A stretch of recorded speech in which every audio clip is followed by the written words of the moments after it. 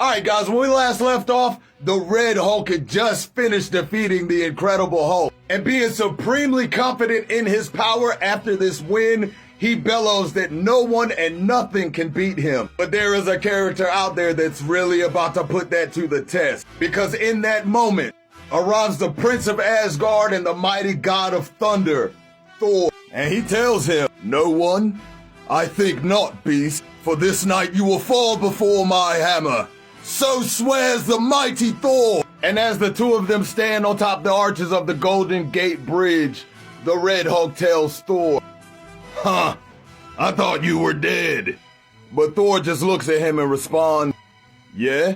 And well, I heard you agreeing, monster." In a brilliant flash of light, Thor speed blitzes towards Red Hulk, bringing his mighty hammer down with lightning and fury on the Hulk's face, telling him, "But it matters little, since by morning's light thou wilt be dead." But even with such a mighty blow, the Red Hulk just stands there, smirking, and he tells him, "Yeah, about that, you're welcome to give it a whirl, but it's gonna be a long night." Bewildered, Thor stands there, looking at the Red Hulk, and he tells him, "What kind of beast are you that you do not fall by the might of my Mjolnir?" And cocking back his massive red fist, he looks at Thor and he tells him, "The kind that beats the snot out of thunder gods. Now, watch and learn." And with that, he uppercuts Thor, following it up with the traditional Hulk smash. But Thor just turns and looks at Red and he tells him, "You play in the fields of your lords. Tread lightly." But the Red Hulk only offers one rebuttal, telling him, "Well, did I happen to mention I don't believe in gods?" As he sends Thor flying with a punch, which sends Thor sailing from the Golden Gate Bridge across the pond and into a tower. The Red Hulk immediately jumping down and landing in front of him, he continues to tell Thor, "Ha ha ha ha, I guess killing a god ain't as hard as they'd like you to think." But Thor just stands up out of the rubble, telling the Red Brute, "I have been held in Hela's embrace, known her touch.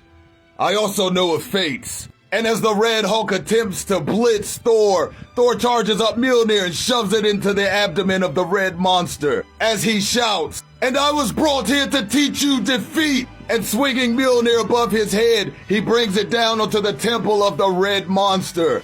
"For your very presence is threatening all of Midgard, the world that which I have sworn to protect, and her people. And by Odin's hand, your terror ends here." And as Thor lifts the mighty Mjolnir above his head, charging it with the lightning of the gods, preparing to land his final blow, he brings down the hammer on the Red Hulk. But much to his surprise, the Red Hulk lifts his hand, catching it, lightning and shockwaves shooting all around him. And he tells Thor, I get it. You've been gone for a while. You missed the Civil War. You also missed when the Hulk came and waged war on the world. And you also missed the fact that I ain't him. So whatever battle strategy you came here with, you might as well forget it." And while still hanging on to the hammer, the Red Hulk leaps into the air, telling Thor, "You know, I've actually studied you, Thor. I don't even mind telling you that your battle skills are legendary. But like Attila and Genghis and even the Green Hulk, there's always a battle where one man falls and the other one doesn't." But in utter shock, Thor tells him to take my hammer. "'Tis not possible unless in my father's absence." But the Red Hulk just interrupts him, telling him, "Hey, I think you've got me confused with somebody who gives a damn. You see, I know all about your little secret. How no one can lift your hammer. Cute little trick.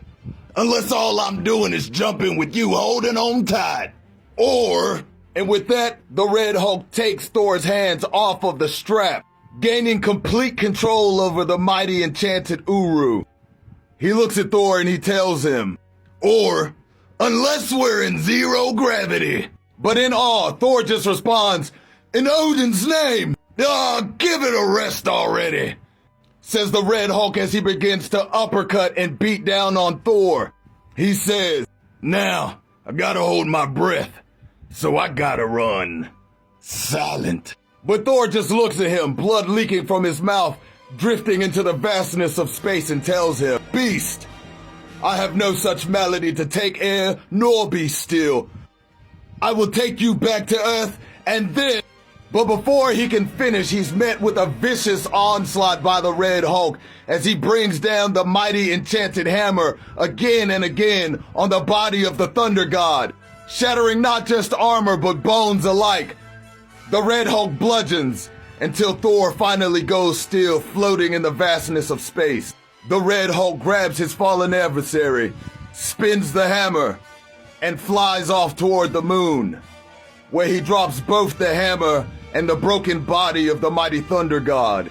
But Thor is not the type of character who stays down for long, and as he starts to get to his feet, the Red Hulk kicks him in a sign of great disrespect, sending his winged hammer flying across the moon's surface.